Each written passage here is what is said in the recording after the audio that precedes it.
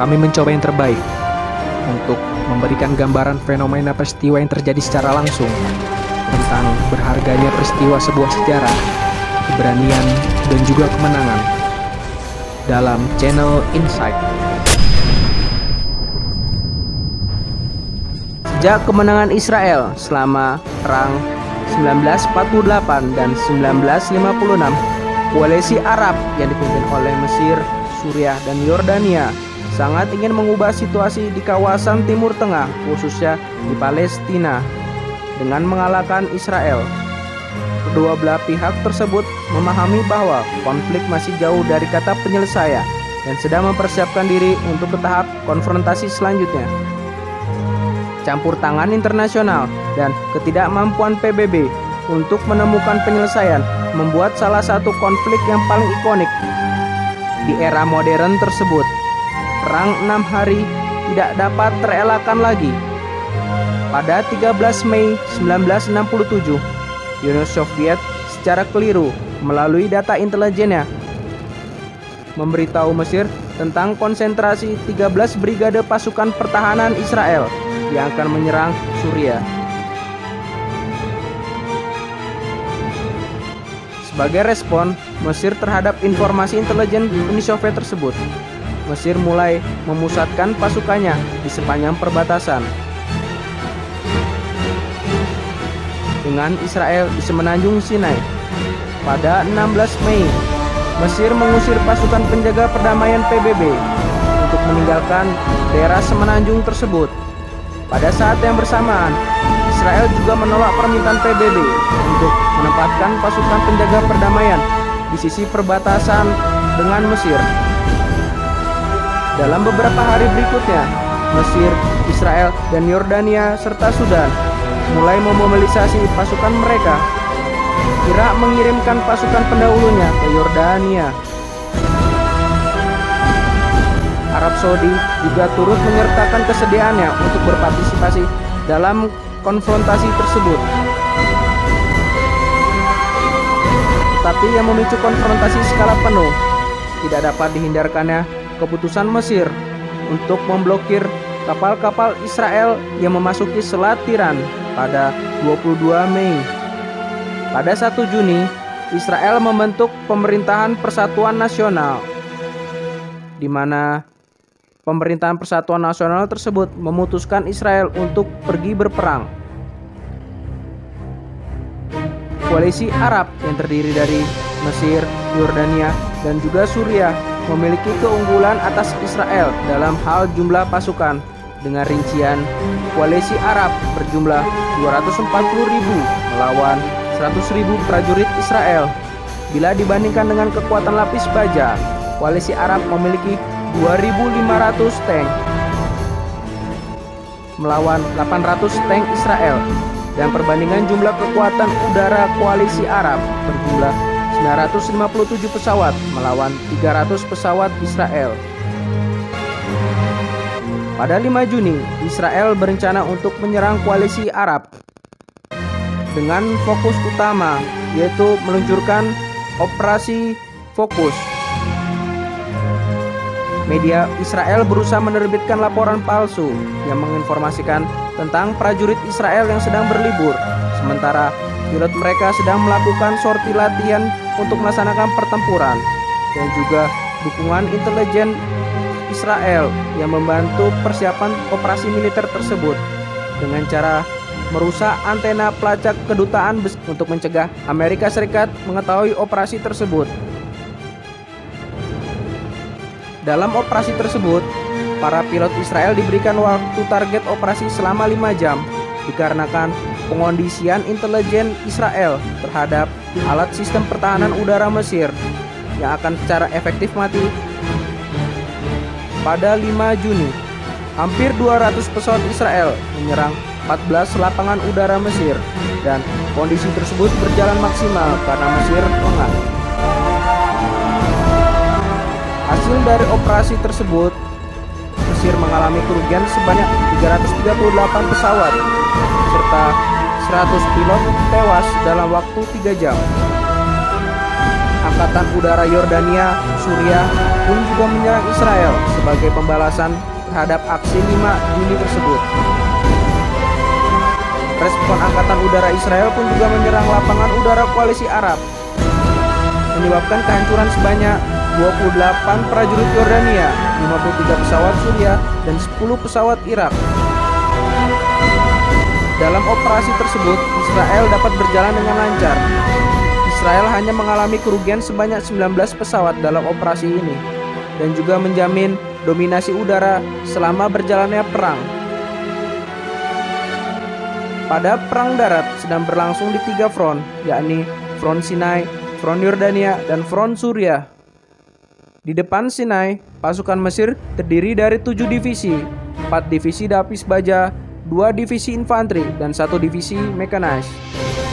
Mesir memiliki 100.000 pasukan dan 950 tank di Sinai, sehingga Israel memusatkan 3 divisi yang terdiri dari 1 divisi infanteri, 1 divisi infanteri mekanis, 1 divisi lapis baja, dan juga bantuan 3 brigade penerjun payung.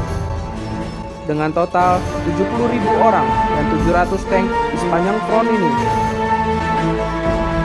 Rencana Israel adalah untuk menyerang Mesir pada saat lengah dengan menyerang melambung secara bersamaan dengan serangan udara dan menyerang melalui rute utara serta di tengah semenanjung Sinai.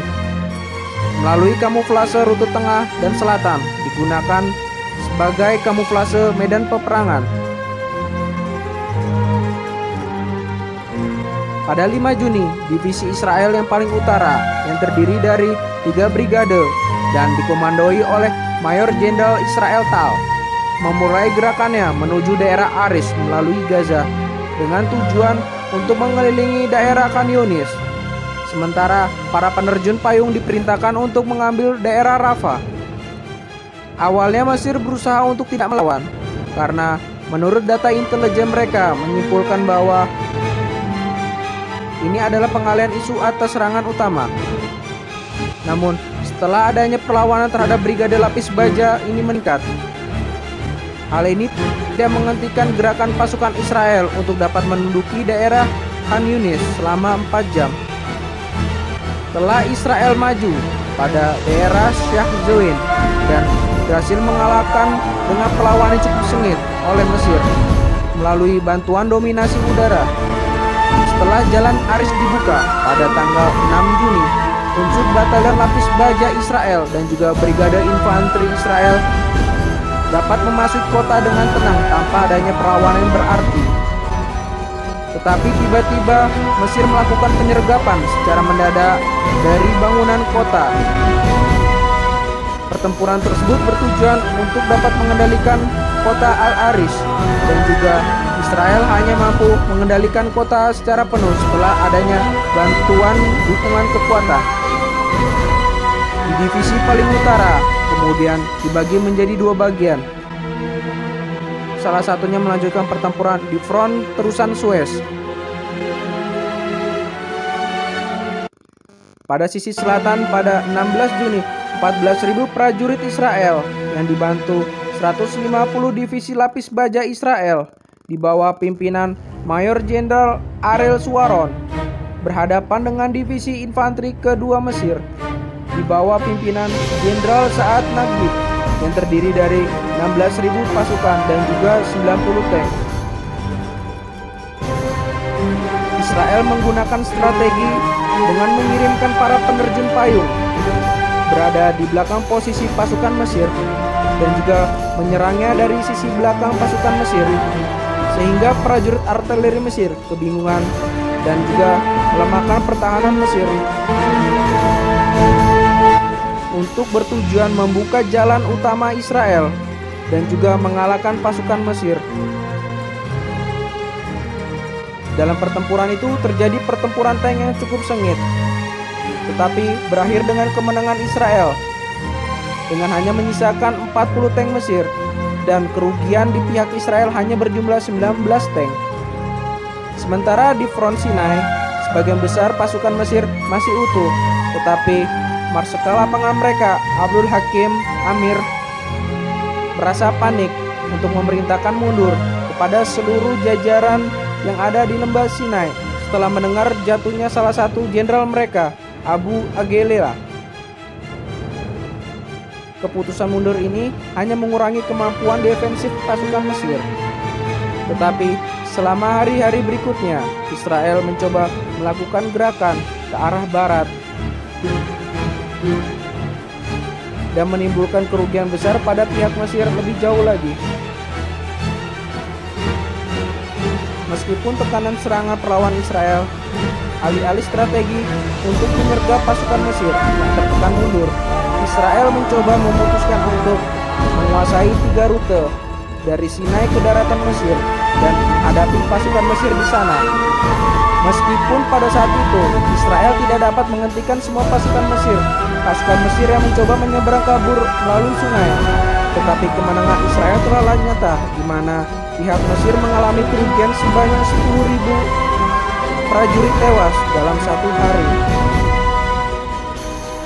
Penguasaan daerah Sinai pun berlanjut setelah jatuhnya daerah Syam al-Arshid pada 7 Juni dan juga daerah Sunar pada 8 Juni. Pada 9 Juni, Dewan Keamanan PBB mencoba untuk melakukan gencatan senjata terhadap kedua belah pihak pasukan tersebut. Pun angkatan bersenjata Israel akhirnya dapat menundukkan kekuatan pertempuran negara-negara Arab dan memenangkan beberapa peperangan. Akibat peperangan 6 hari ini banyak menyebabkan perpindahan penduduk sipil yang menimbulkan konsekuensi dalam jangka panjang.